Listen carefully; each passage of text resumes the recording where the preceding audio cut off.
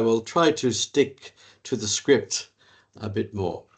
And this text can be made available to you after this.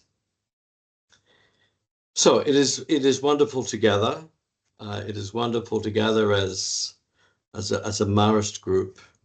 And as I look around the screen, I can see some old friends. So good morning to you. I can also see some new people that are yet to be friends, but I hope that we will one time meet together. So let's begin. Friends, we gather this morning as merry people, as Marists, and we do so as part of our Lenten journey. So this morning, let us tap into each of those two aspects of who we are and where we are. First of all, being Marian, and secondly, being Lenten. And as a way into our time together, and perhaps to provide some structure for our reflection, I would like to take you first to an encounter that took place in Lent at the Hermitage in the time of Saint Marcelin. So let me tell the story. It was just after Ash Wednesday, and three young brothers, novices I think, who were full of youthful fervor and for what they might do for Lent, they came to Marcelin to request special permission to join in the full fasting of Lent, which was much more stringent then than it is today. The problem was that because it was so demanding, the church did not usually permit anyone under the age of 21 to do the fast. But these young guys were really keen, and they wanted to be holy. They wanted to earn grace. They wanted to do the right thing during Lent. And they believed that the best way to do that was the full fast, no meat, frugal meals, simple meals, nothing between meals. And to their surprise, Marcelin agreed. Marcelin said, yes, you can fast. And they were very pleased with this response from the founder. But what he said next caught them by surprise. He told them, yes, they could have permission to fast, but only if they allowed him, Marcelin, to determine the parameters of their fasting. And what he set out for them had very little to do with skipping lunch, as they might have imagined. He proposed a three-way fast to them. Now let me paraphrase his words a little, but I will keep to the essence of what he told them. First, he said, they should make their eyes fast. And by that he meant, rather than engaging with every stimulus that came their way, they should make time and space to what we might say today, to disconnect, to be recollected. Second, he said to them, I want you to make your tongues fast. And by this he wanted them to listen more than to speak. And not just to hear words, but to be attentive to people's hearts, to God's own heart. In other words, to listen more with their heart than their ears. And third, he said to them they should fast from acting impulsively, from being the victim of every feeling or emotion that they had. While they may not be able to choose how they felt, they could always choose what they did with their feelings, especially in the way that their actions impacted on others. They needed to act, he said, from a other-centeredness rather than from a self-centeredness. 3 things. Then Marcelin added something to amplify what he was telling them. And he counseled the young brothers that there was one thing from which they should never fast, one aspect of their lives that they should never deny or restrict. And what he told them was that they should never allow their souls to fast. And his concern was that they should never neglect to nourish generously their inner selves. And in some down-to-earth language, some earthy language that was typical of the way that Marcelin expressed himself, he put it this way. He said to them, never feed moldy bread to your soul. And he explained to them, in case they didn't get his meaning, that this meant they should never starve themselves of prayer, of meditation, of the Eucharist, of the time of examen or reflection at the end of each day. Nor should they ever be stale in the way that they entered into prayer or worship or reflection. No moldy bread. Their prayer deserved the best of them. And they should pray when they were at their best, not in their leftover time, or when they were tired or preoccupied with something else. No moldy bread for the soul, he said to them. So friends, let us imagine that Marcelin is speaking to us this morning, this Lent. And you know, I think he would love to be doing that. There is so much timeless wisdom in what he said to those novices at the beginning of Lent almost 2 centuries ago. He was calling them essentially to be Marian, just as he is calling us. He would want us to be, like Mary, people who could genuinely proclaim, my soul magnifies the Lord. My inner life magnifies the Lord.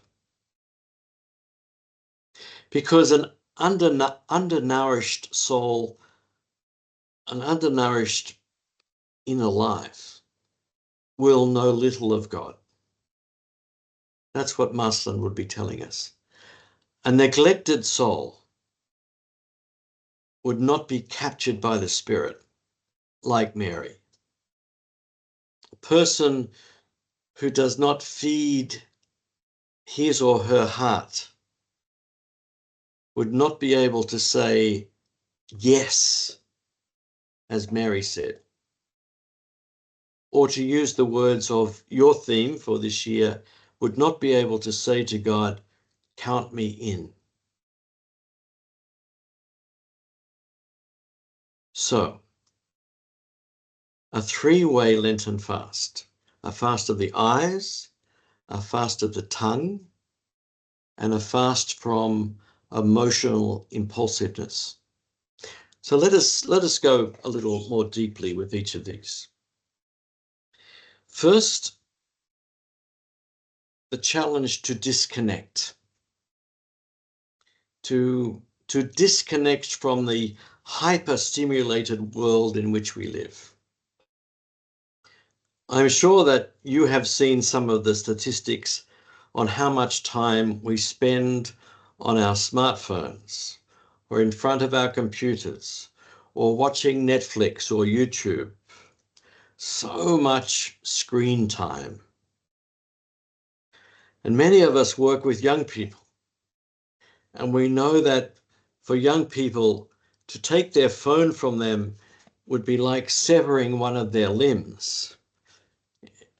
It would be like they are being cut off from their lives if they lose their phone. But of course, all this screen time is often an escape from life, or even the creation of a fanciful life. At its worst, it can be quite harmful. And at least in my country, we know that many schools ban their students from using their phones during school time for this reason. But what about us? What about us as adults? Is the compulsion to be online all the time a problem for us also? I have to say, personally, it can be for me. Go to Jesus. Where does Jesus go to find God? He goes into the desert, alone, without distraction. He goes into solitude. And where does he advise his disciples to go when they pray? He says to them to go into their room. Tameion in the biblical Greek. The room is not your bedroom. It means like a cupboard, a safe room, a dark room. And to shut the door and to pray to God in secret. We see this in Matthew's Gospel. And similarly, a few verses later in that part of Matthew's Gospel, Jesus tells his disciples to fast out of sight of other people. And again, he uses the term in secret. In fact, the central motif or the central theme of the first half of chapter 6 of Matthew's Gospel has this concept of secret running right through it. You give alms in secret. You pray in secret. You fast in secret. Jesus tells his disciples that the Father lives in secret. We meet him in secret. What does he mean? It is important what he means, because where does this come? This comes in chapter 6,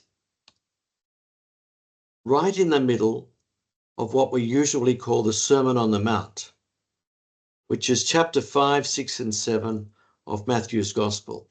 It is where Matthew introduces to us what Jesus means by discipleship. This is in the center of this section. And he says, to be a disciple of mine is to learn how to go into the secret place where God is. So the word, let's go to the Greek. The word in the biblical Greek is krypto, from which in English we get the word crypt, and similarly in other European languages, crypta in Spanish, crypt in French, crypta in German. It's similar in all the languages. It is not so much a secret in the sense that it's only known to a small number of people, or that you need some sort of special code that only a few people know. No. The key to the meaning in the biblical Greek is that it is something vulnerable and valuable that is covered and is there to be discovered. The sense is inward rather than outward. God is within. God is down. God is within. We go down. We go inside to find God. We go into our inner selves. And as you know, this is a major theme in the Pauline scriptures, in the writings of St. Paul. The indwelling God, the Christ who comes to life in us, the Spirit who prays within us. And it is also the essence of our Marist spirituality, of Marian spirituality, of Mary's experience of God and her response to God.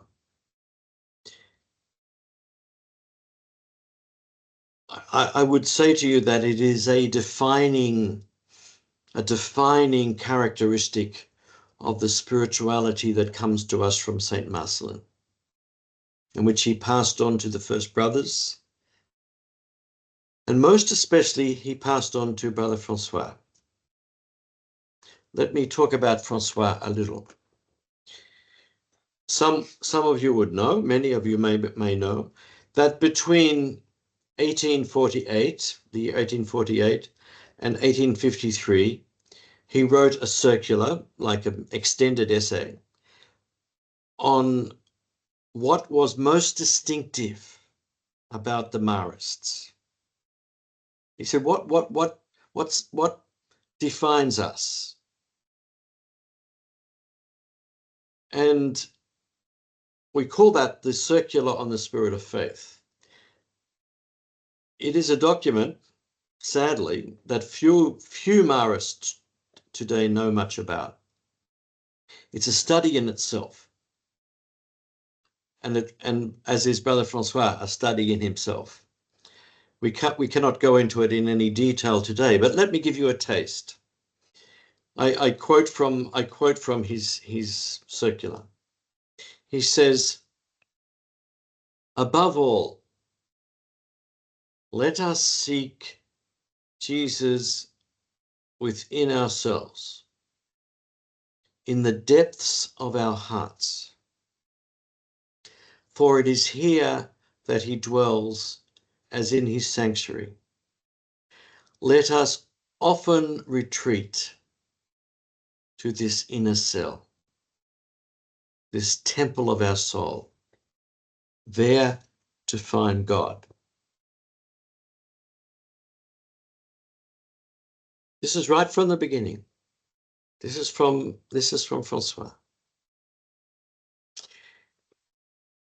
And if you read this circular, you learn that it is not a discipline to do this. In fact, it is not something to do. It's not about doing. It is all premised on loving, on a close relationship. And I am sure that all of us here this morning, we know about relationships. We have all been in relationships, personal relationships. And there is one indispensable element for how to nurture a relationship of love. And that is to be present to the other person, to be captured by the other person, even to be enraptured by the other person. One of Marcelin's favorite spiritual writers, spiritual masters, was St. Francis de Sales. And he described the itinerary of everyone's spiritual life as a journey to discover the love of God. And then he said, to be ecstatically consumed by it. And Marcelin really warmed to this very affective language, this very emotive language, the imagery that de Sales used. And we can see it also in the writings of, very richly in the writings of Brother Francois. We could dive very deeply into Francois and his approach to what today we call Marist spirituality. But for our limited time this morning, let us approach the kind of spirituality that Marcelin fostered in Francois and that he would like to, I'm sure, foster in each of us by recalling an incident that happened very early in our story, in the first years at La Valla. So let me tell you the story. You might know it.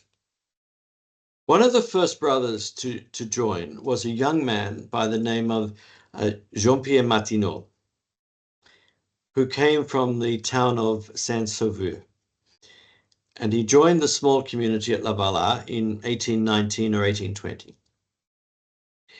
In the first weeks he was there, we are told, Jean-Pierre was really struck by the way that the brothers were silent for a long time each morning at prayer. No words. And he was troubled. He said to Marcelin, I do not know how to do this.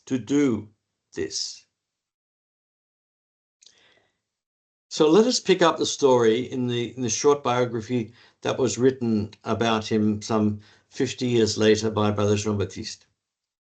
I read in English from the Biographie de quelques frères, the lives of some brothers. One day, Jean-Pierre asked, Father, can we pray to God without speaking? And Marcelin responds, yes. But why do you ask me this question? Jean-Pierre responds, because every morning I see you and the brothers remain still for a long time, deep in contemplation, without saying a word. I understand that you are praying, but I do not know how to do this, which upsets me. Marcelin says, and what do you do during this time? Jean-Pierre says, I recite my rosary and I tell God that I give you all my heart and I love you. Marcelin says, well, you can very well continue with this prayer, but I will also teach you how to pray like the brothers. And to the young man's question, how can a person pray to God without speaking? Marcelin responds by giving him the example of a mother who looks at or who thinks of her child with love, without telling the child. You yourself, said Father Champagne, do you not love the Lord, the good Lord, when you see a crucifix? When the postulant answered affirmatively, Marcelin explained that in this way he could pray to God without speaking every morning, as did the brothers. That's the end of the quotation from Brother Jean-Baptiste. You know, it fascinates me that Marcelin's starting point in the spiritual formation of this young man, and I imagine with the others, the other young brothers in the house, is to introduce them almost immediately to a contemplative approach to prayer. This is where he begins. It's not where he leads them to, it's where he begins. And more than that, Marcelin presents prayer to him how?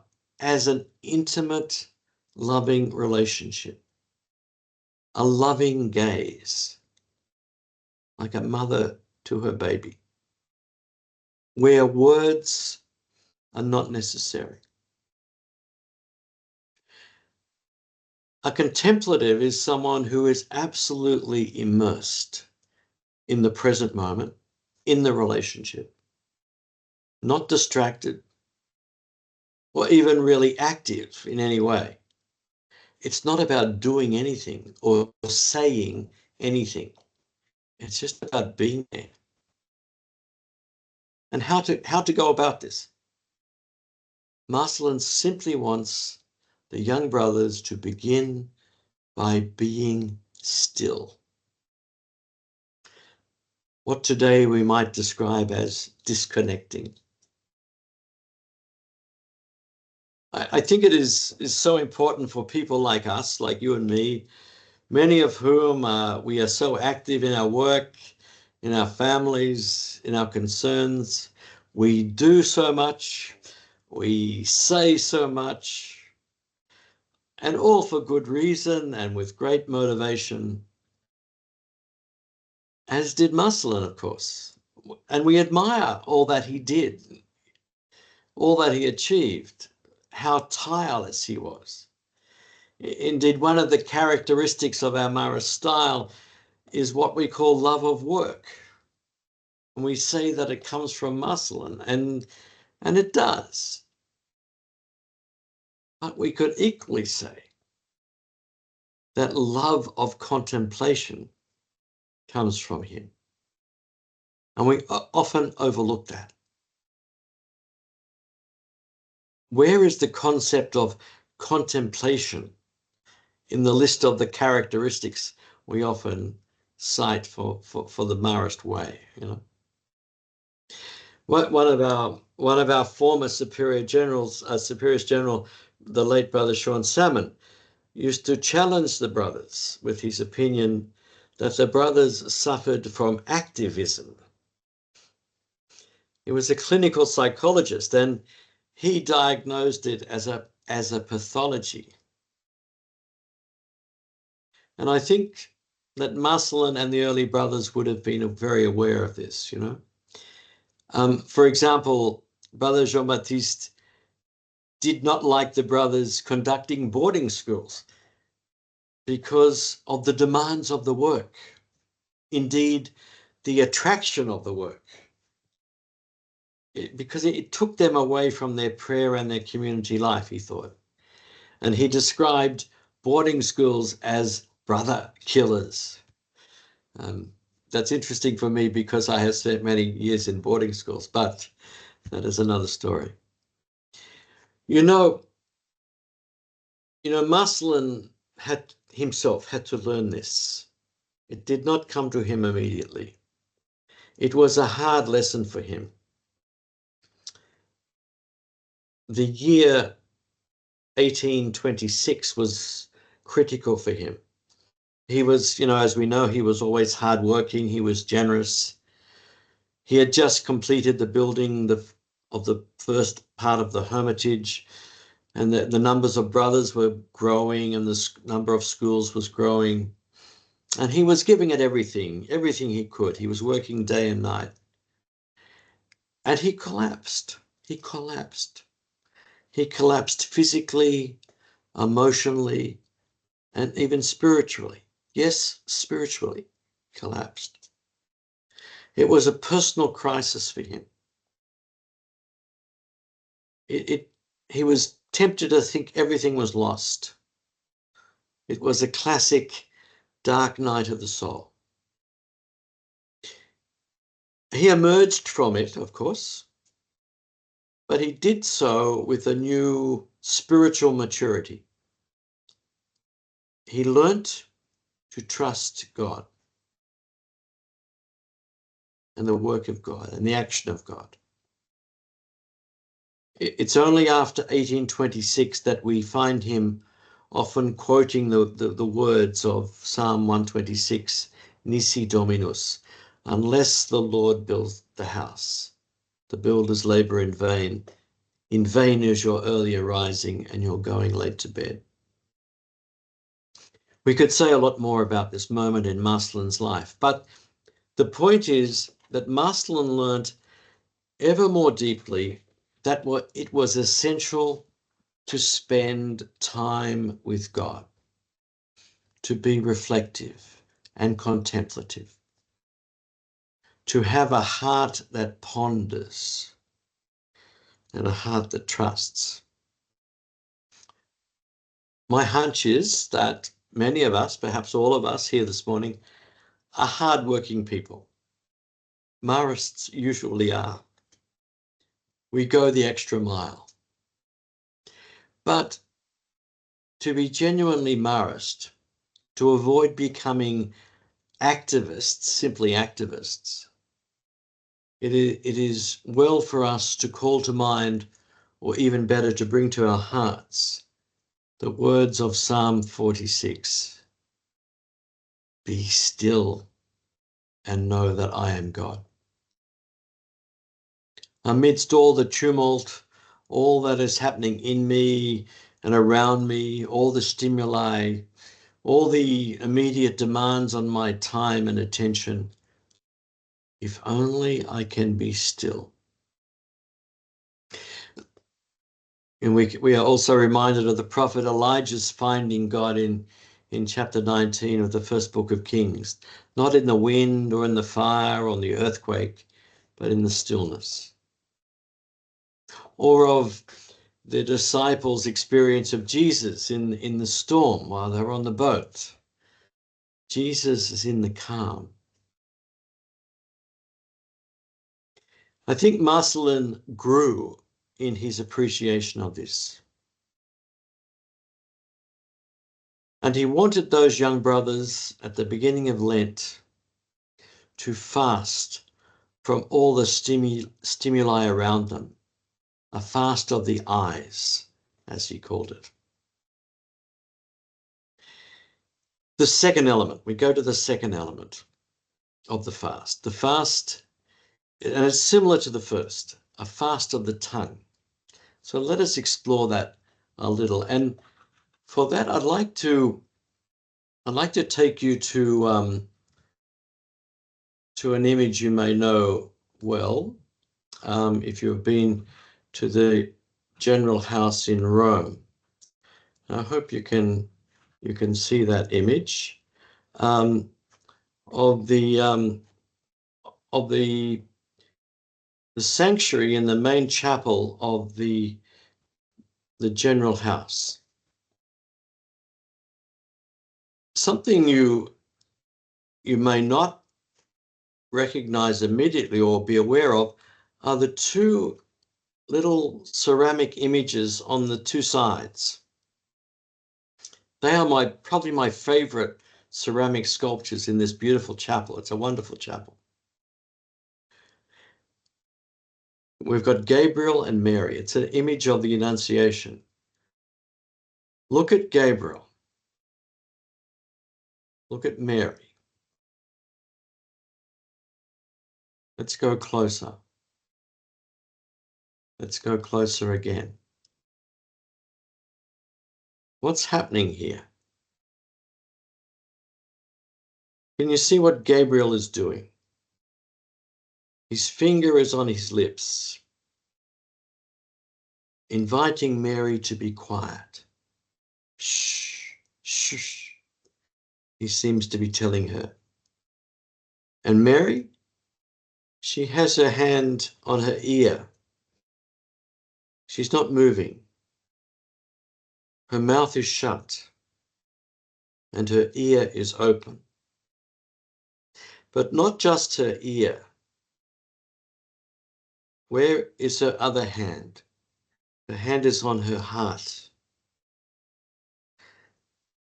She'll only be in tune with God's invitation to her if she is both attentive, listening, and open-hearted.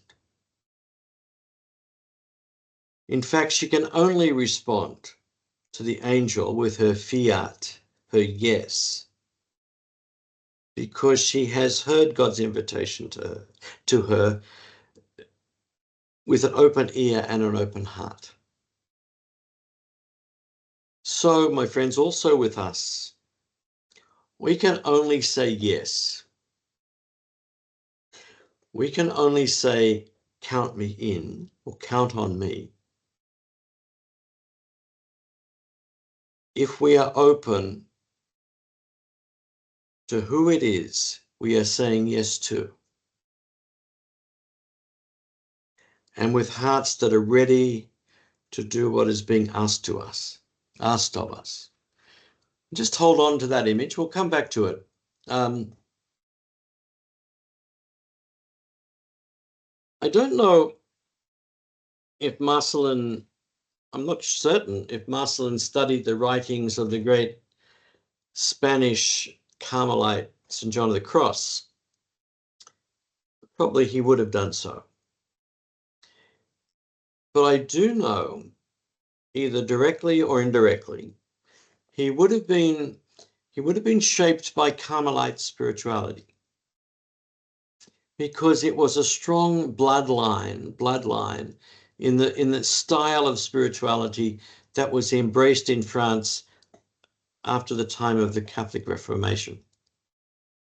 Cardinal Berulle reintroduced the Carmelites to France in the 17th century, and with them a contemplative spirituality.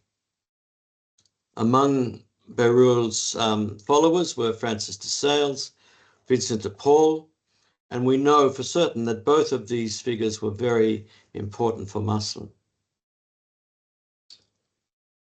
An important Carmelite at the time was a lay brother by the name of Brother Laurent, whose book, The Practice of the Presence of God, was very widely known and used. What we now call, perhaps incorrectly, but what we now call the French school of spirituality was shaped by people like this, spiritual masters such as these. There are lots of examples I could mention, but it's beyond our scope this morning. It's enough to say that it was and is a spirituality in which contemplation is central. Let us listen to John of the Cross. He wrote this: what we most need in order to make progress, that's in our spiritual life, is to be silent before this great God. Silent with desire, silence with the tongue. For the language that God hears best is the silent language of love. So close to what Marcelin said. Now, there's a modern day Carmelite, a well-known spiritual writer on centering prayer, as it's called, Thomas Keating, who died 6 or 7 years ago. And he took the words of John of the Cross a little further. He wrote this. He said, we interpret dryness in prayer as God's absence until we perceive that God is communicating with us at a deeper level. And he says, silence is God's first language. Everything else is a poor translation. In order to hear that language, we must learn to be still and to rest in God. What powerful words. God's language is silence. Everything else is a poor translation. So we should ask ourselves, how can we hear silence except being silent ourselves, being still? And just as importantly, to ensure that it's a loving silence, not one that's rigorous or imposed, but one that's natural and gentle and responsive. Just like the image of that mother gazing on her child that Marcelin proposed to Brother Jean-Pierre. Let me quote again from Brother Francois. This is from his own journals. One stage he writes, God in me, the center and resting place of my soul. We find God in the depths of our heart as our center and our resting place. Resting place is a gentle expression. And he goes on, we in God, the natural element of our soul. Outside of God, we feel as out of place as a fish out of water or a dislocated limb. God is our natural element. We abide in God. God is present in me, in my very breath. Being mindful of God should become like our very breathing. This is Brother Francois. So he says, let us try little by little to develop the habit of recollecting our spirit that gets dissipated, our wayward heart that gets lost in its search for comfort. Let us try to draw our spirit back from the outside to within ourselves as often and as faithfully as possible, there to see God, to listen to God, to converse with God. Now, just in case all of this is starting to sound a little self-indulgent and a little self-serving, let us never lose sight of where it leads. It results inevitably and surely in love of others, in a love expressed in action. It can have no other outcome. And St. Francis de Sales was very strong on this. And I think that this is what may have attracted, or Marcelin would have been very attracted to this idea. You know, I think possibly Marcelin's favorite piece of scripture was chapter 4 of the first letter of John. I'm sure that all of us know the words very well.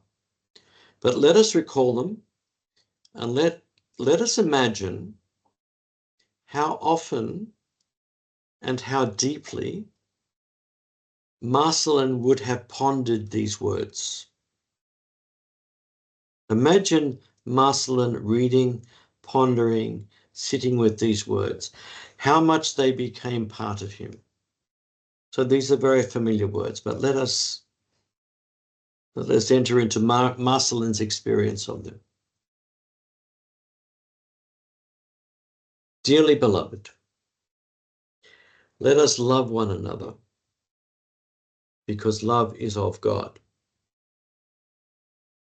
Everyone who loves is begotten by God and knows God.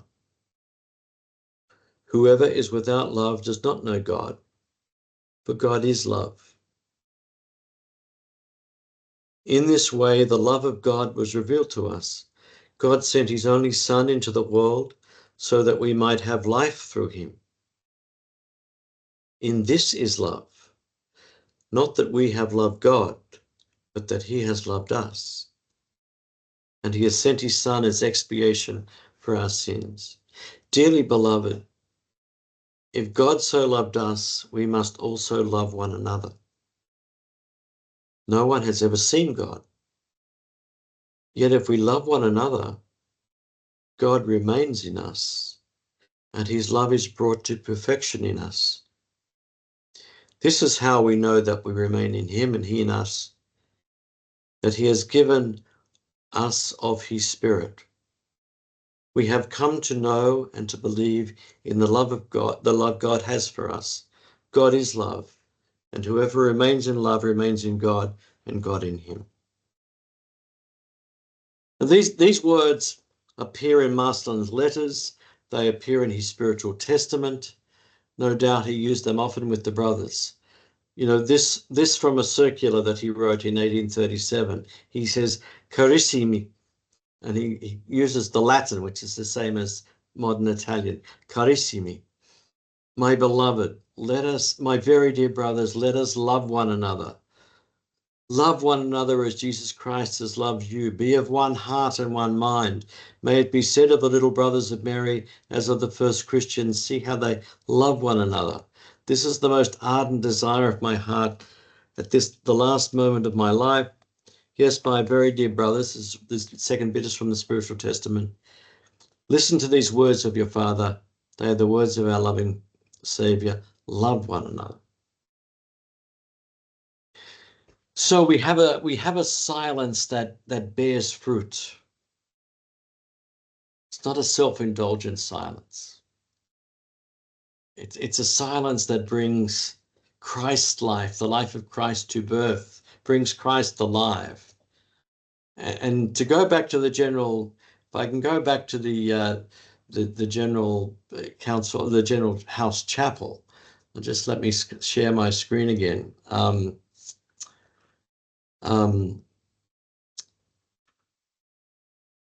We ended with this image of Gabriel and Mary, but what comes of that? We've got Gabriel and Mary on each side of the sanctuary, but what grows in the middle? What is in the middle? What it gives birth to is symbolized in the altar and in the statue of Mary presenting Jesus.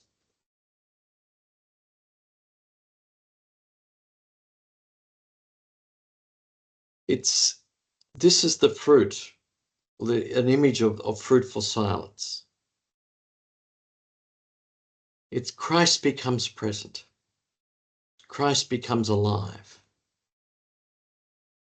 And this will also be the fruit of our silence, of our readiness to fast our eyes, fast our tongues, fast our impulses, to listen rather than to speak, and to listen with the ear of our heart, as the rule of St. Benedict puts it. Christ is born in our hearts, and this is the Christ we take to others, the Christ we share with others, like Mary of the Visitation. So, moving towards a complete, let's turn briefly to the third and final fast that Marcellin asks of the young brothers, a fast from what we might call emotional impulsiveness. Now, there's obviously an important element of discipline here, of self-discipline in this fast. It's a self-discipline that I'm sure all of us have learnt as we have matured. Only a baby is a complete victim of emotion, you know, to hunger or tiredness or hurt or every feeling. But as we mature, which happens through the love of others in our lives, we learn to have both reason and capacity to manage how we feel, to control our impulses, to direct them to the good of ourselves and the good of other people. At our most mature, we know how to take ourselves out of the center and to accommodate the needs of others. We learn patience, tolerance, forgiveness, kindness, trustfulness, resilience, all the things that St. Paul says in the first letter to the Corinthians. Tells us that these are the characteristics of love and therefore of God. We learn love, and therefore we learn to serve, we learn to give. Now, for the first two elements of Marcellin's Lenten fast, those are the eyes and the tongue, perhaps Luke's account of the Annunciation is a useful image. And in this passage, any Jewish reader of the time would have recognized that Mary is depicted as a prophet because of the structure of the account. You may know this from your study of Scripture. It follows the typical call of the prophet in the Hebrew scriptures. The entry of God into her life, the call, the initial doubts, the dialogue, the reassurance, the importance of a mission, the final trust and acceptance. That's the structure of it. It follows the normal structure of the call of the prophets. So Mary enters the story Mary enters Luke's gospel as a prophet. The prophet is not someone only who's open to God, hears God, is attentive to God, aligns with God's will, but also is someone then who goes out to share the mind and the heart of God with the people of their time.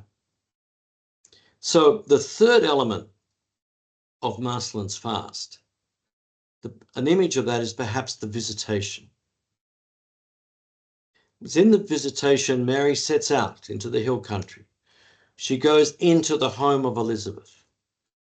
And the words of the Magnificat are sung in the context of the encounter between these two women. Mary, in other words, sets aside all the concerns she may legitimately have at the start of an unexpected pregnancy. And she goes out to meet and to serve her cousin. She goes out joyfully, heartfully. And she has a transformative effect on Elizabeth.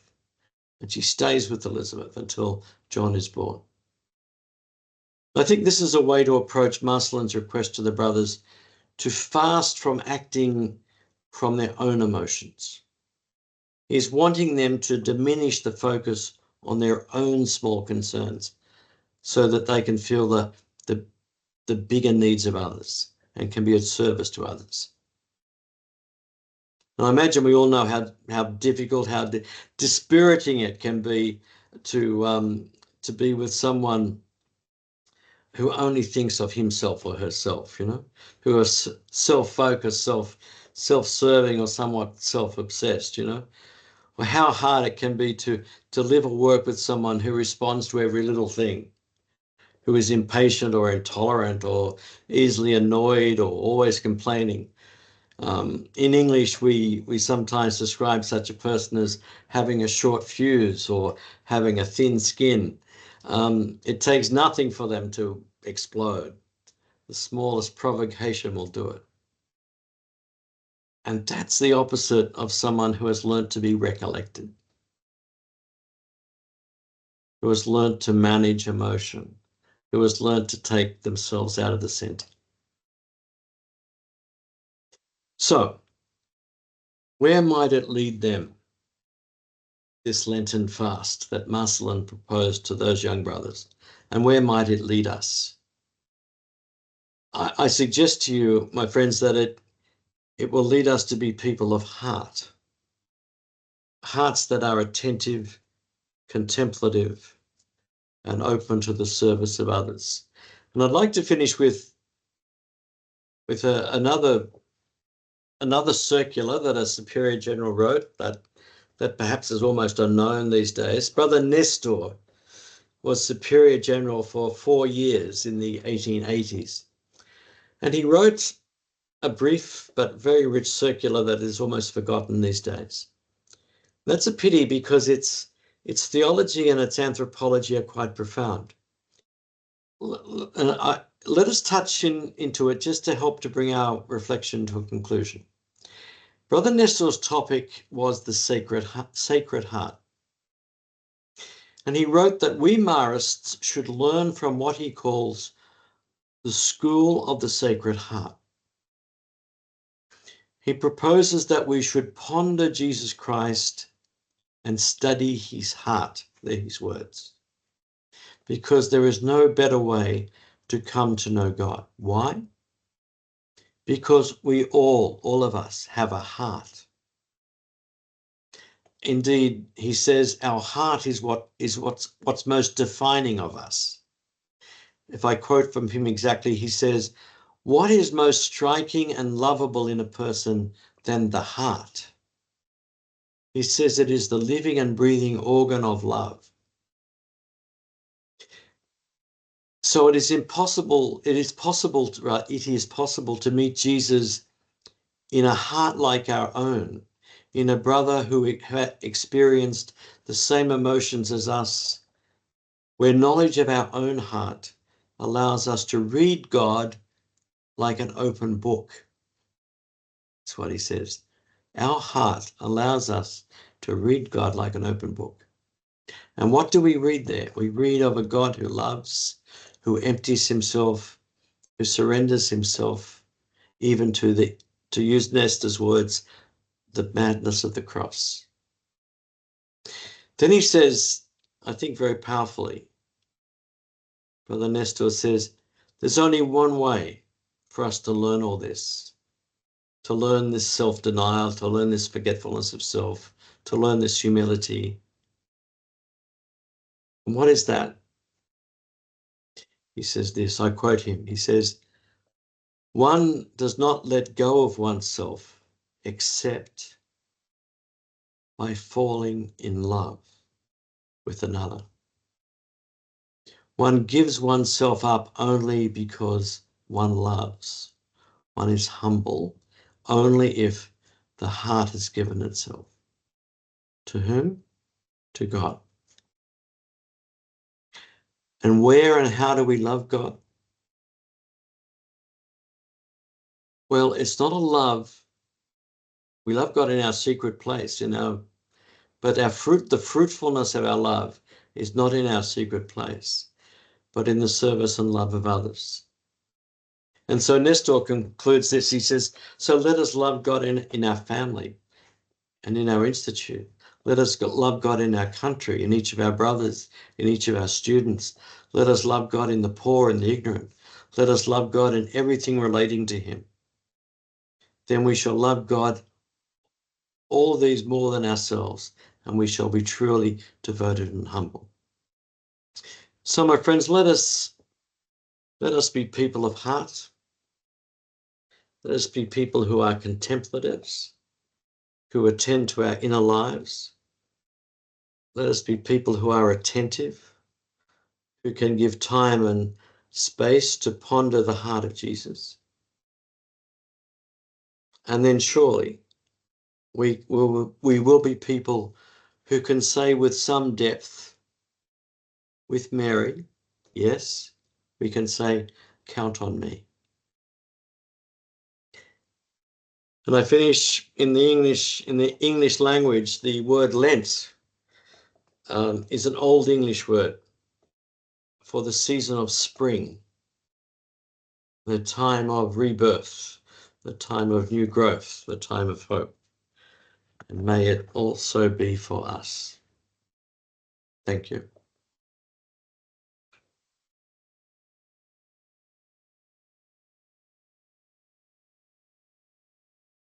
So many thanks, Brother Mikey, because of your words.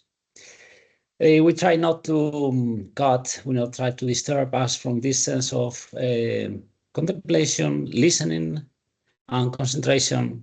We are on this topic today, Lent, and count on me.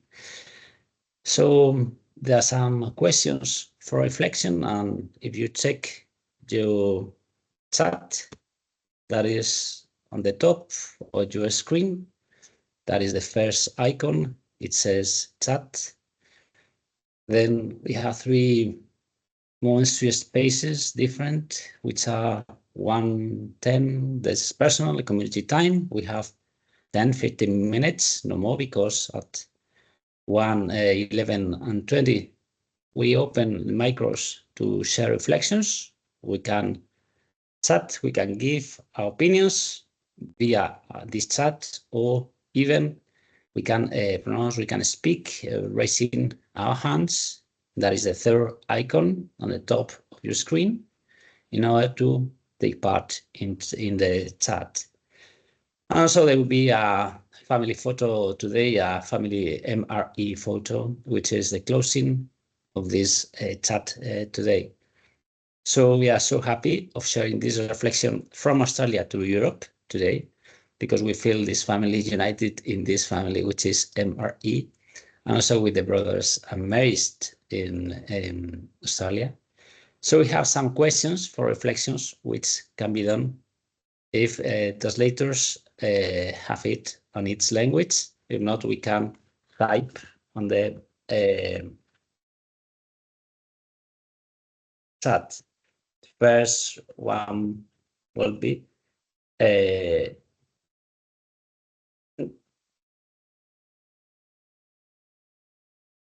to disconnect and to be still. That will be the first. What difficulties and what opportunities do I have in my life to disconnect and to be still? That is one topic reflected on this speech. The second one could be for everyone in my life overstimulated, which is not only a task or some related to screens and so on, but life in general. A third one, to what extent may I suffer from activism? Here we have on the chat too. A fourth one could be related to the MRE school.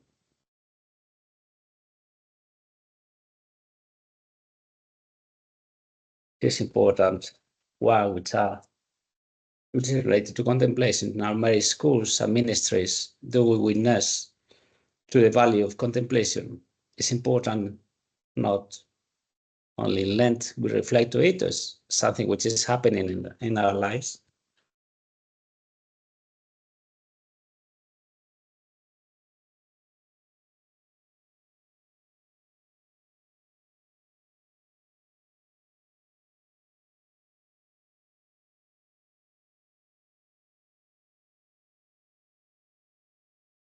How much of my prayer is speaking more than listening? By the one, how can we develop a better sense?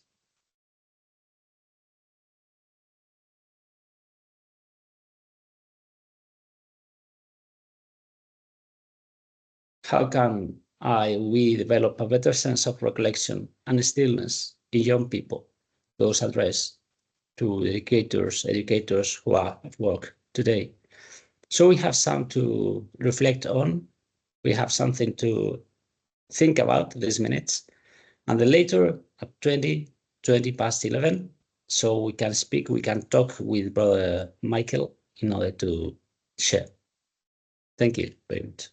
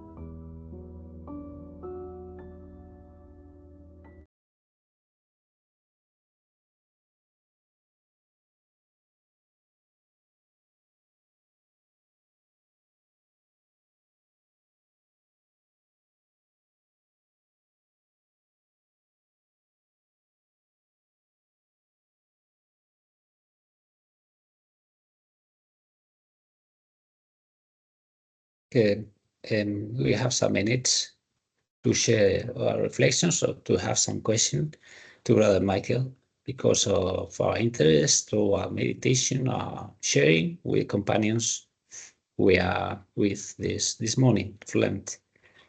And this there are some phrases, some sentences on the chat. So how to, I think this question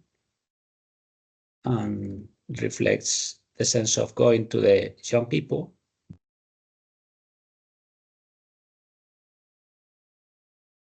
Also, you can raise your hands if you prefer.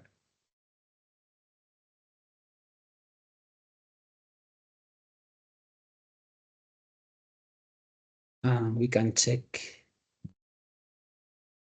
some opinions. What to do in order to the young people feel attracted in the moments of encounter with God, the moment of silence with God, and with themselves in silence. How to make them feel happy or feeling good being silent with themselves and with God in silence. That would be a first one, or could be a first one, according to what you said before.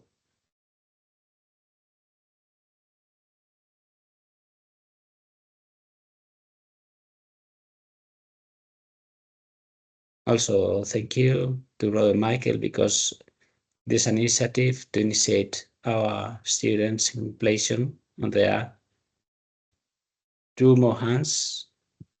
One more, we can check this one. Julia, you can go ahead.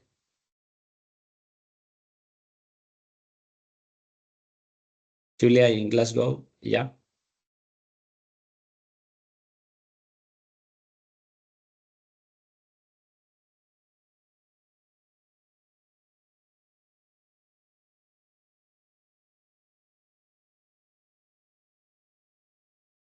She cannot hear us, I think.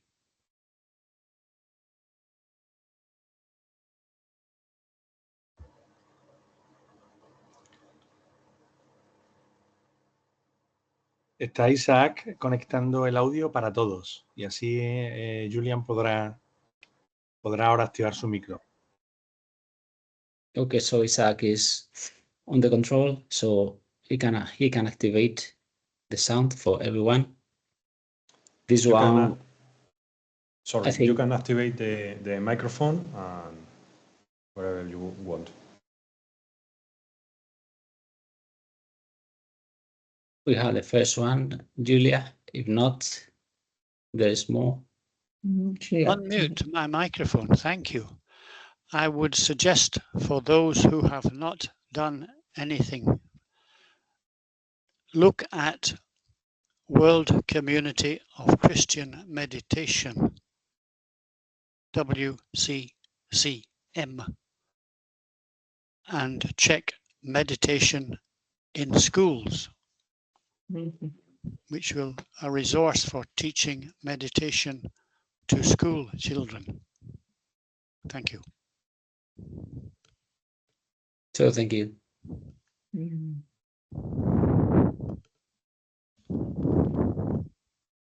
Alors, j'essaye ou j'essaye pas? On va voir. Catherine Demogin, I think. Oui. Nous avons des rencontres avec les jeunes et nous intégrons systématiquement 10 à 15 minutes de silence que nous vivons avec eux. Et ce sont des équipes qui sont sur la durée. Souvent, nous avons démarré quand ils avaient 15 ans et certains sont là depuis plus de 15 ans. Mais nous intégrons et nous vivons le silence avec eux. À partir de l'évangile. Pas toujours. Merci beaucoup.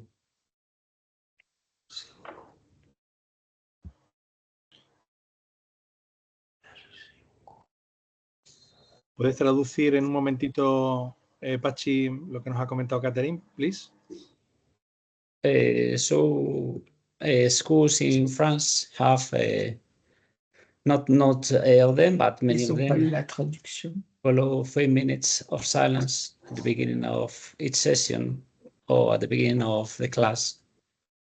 So it's a way of educating silence in order to have a better education, a better sense of feeling in silence, because many times youngsters or children don't feel very easy with silence.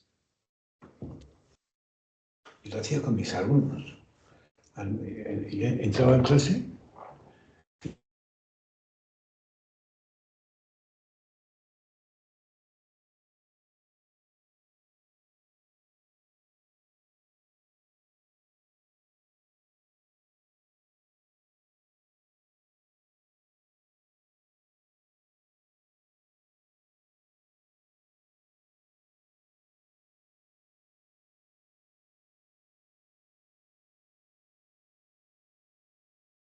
Yeah, Jose, go on, please. Sí, solamente es más una reflexión o una palabra en voz alta de agradecimiento, hermano Michael, porque al final nos ha remitido a que lo más importante es descubrir a Jesús en nuestro corazón, y que eso es lo que Dios nos pide, poder llevarlo a Él en cada una de nuestras acciones, en el día a día, a quienes nos rodean, especialmente como maristas, a los niños, a los jóvenes, ¿no? Así que agradecértelo de corazón, y ya cada vez que veamos la capilla de la Casa General ya no la veremos de la misma manera. Ahora podremos comprender con más nitidez cuál es nuestra llamada como seguidores de Jesús, que es hacer silencio para escucharle a Él y poder llevarlo a los niños, a los jóvenes como maristas. Así que gracias, Michael. So many thanks, Michael, because of your opening to give us the sense that Jesus is the most important thing within our heart, is what we have to communicate to our young people, children, even in community, our brothers, or marist in general.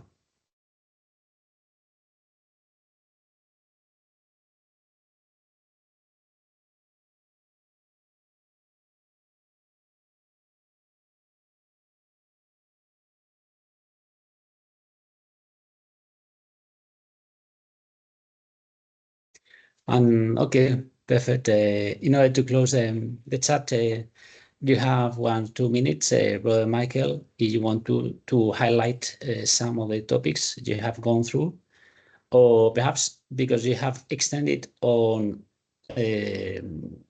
taking into account the fast or the first Miller's brother, which is highly interesting. And you are going through many topics which are I don't know if those are spirituality today or encounter with God, encounter in silence, but they have to do one with the other. Those are not separated areas.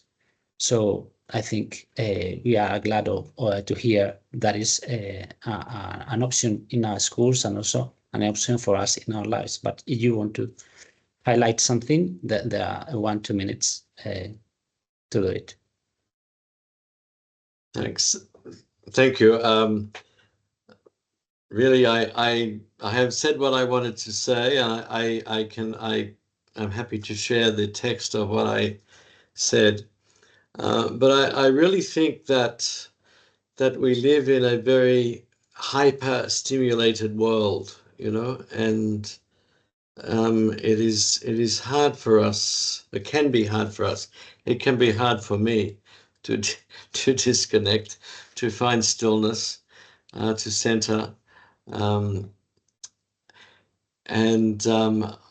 interested in Marcelin's approach to this, which was all about relationship and all about, and Brother Francois, who said, really it should be very natural for us.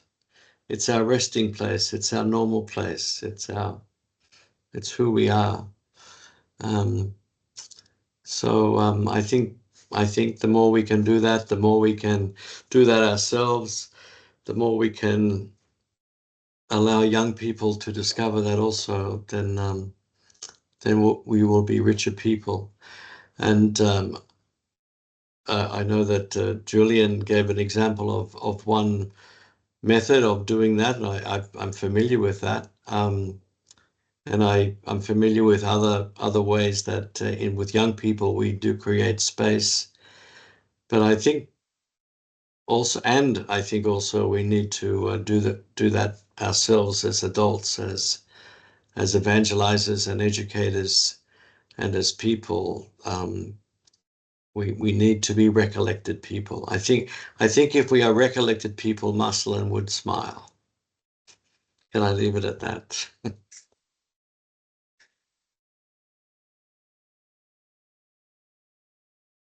Okay, thank you so much, Brother Michael, because of your words, because of your preparation for this Lent retreat. What we are going to follow along the days, some of us, or along these days. So we have time to Easter time. We have enough time to deepen the sense of Christ in the way to Jerusalem. So the way in which Muslim Champagnats gave its this way to brothers, to the first ones. And also, okay, the way in our communities we are growing and we are deepening our sense of faith and charism. Also, we like to give thanks to all the translators who are working with us this day, today, and many other days too, but also today. And also there will be another retreat, and there will be another encounters, but those are on agenda, not today. They will be not given today. So we finish this chat as we usually giving a photo that is a recollection of photo for the media. We know the media are there, yeah, and we have to give a photo, a sense of we have been together here. So prepare your smiles, and Isaac will prepare the camera, the online camera, to give us a good look. Okay. Isaac, cuando quieras, puedes estarnos.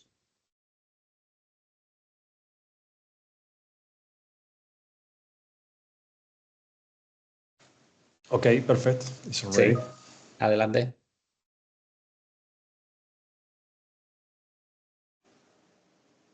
Okay, thank you. Thank you so much. Thank you, everyone. Thank you, Brother Michael, and enjoy next time. And good night in Sydney, Australia. Thank you.